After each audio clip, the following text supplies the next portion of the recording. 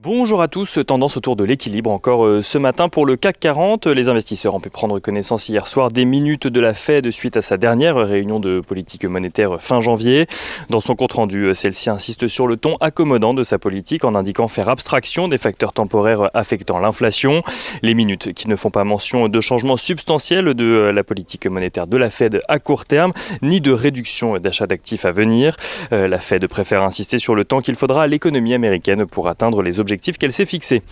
Les rendements américains reculent légèrement ce matin. Le rendement à 10 ans se situe aux alentours des 1,27%, tandis que le rendement à 30 ans reste de son côté aux alentours des 2,04%.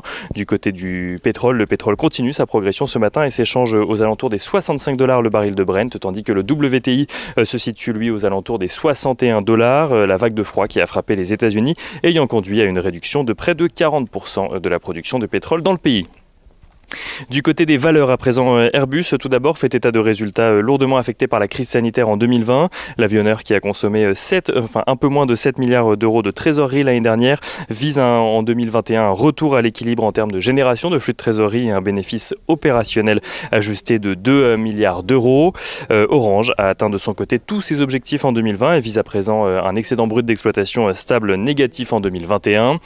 Bouygues fait état d'une baisse de 9% de son chiffre d'affaires en 2020, tandis que son résultat opérationnel courant recule à 1,2 milliard d'euros.